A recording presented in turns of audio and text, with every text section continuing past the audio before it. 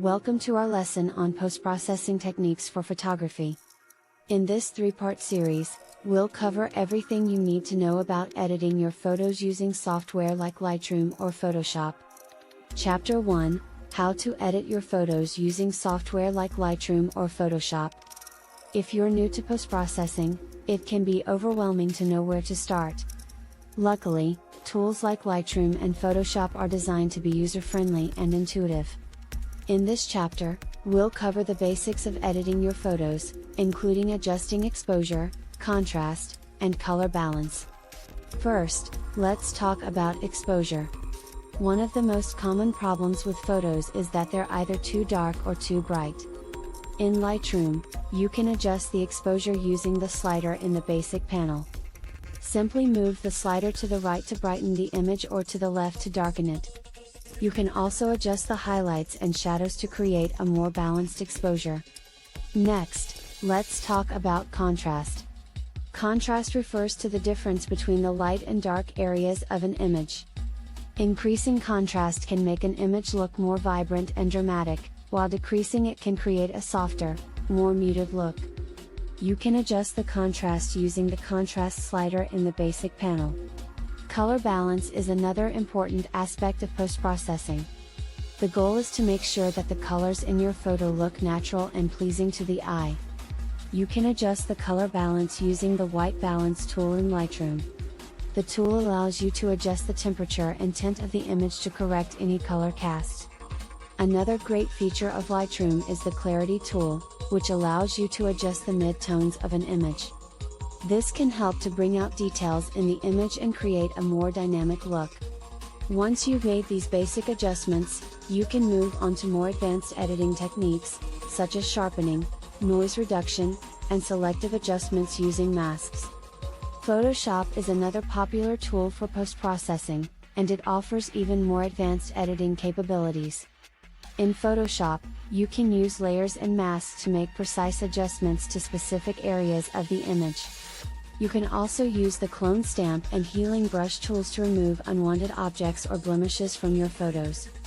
Chapter 2: Tips for color correction, retouching, and cropping. When it comes to color correction, the goal is to adjust the colors in your photo to look more accurate and appealing. This could involve adjusting the temperature, tint, saturation, or even individual color channels to get the desired look. Retouching involves removing any blemishes or imperfections in the photo, and there are several tools available in Lightroom and Photoshop to help you do this. For example, you can use the spot removal tool to remove small blemishes or the healing brush tool to fix larger areas.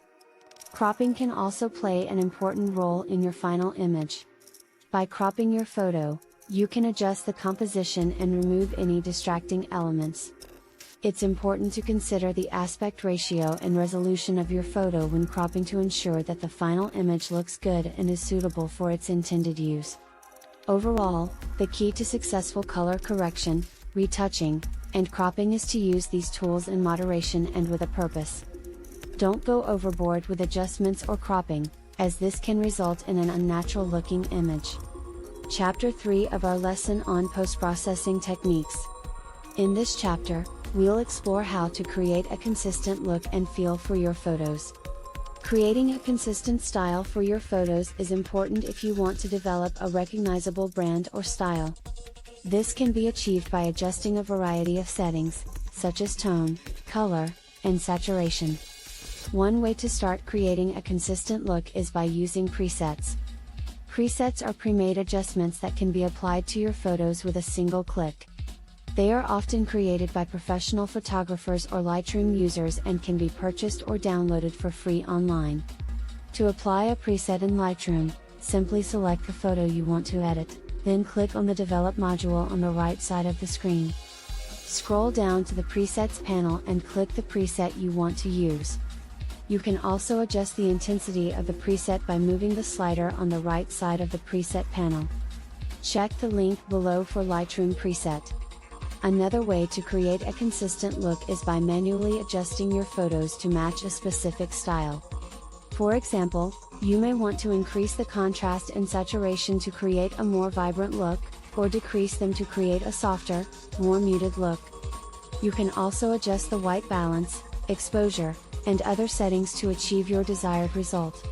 Once you've created a style that you like, you can save it as a preset to use on future photos. This will help you maintain consistency in your work and create a cohesive look across your portfolio. It's important to note that while creating a consistent look is important, it's also important to stay flexible and adapt your style to fit the specific needs of each photo. Sometimes a photo may require a different approach than your typical style, and it's important to be able to recognize and adjust accordingly. And that concludes our lesson on post-processing techniques. We've covered a lot of ground, from the basics of photo editing software to advanced techniques for color correction, retouching, and creating a consistent look and feel for your photos.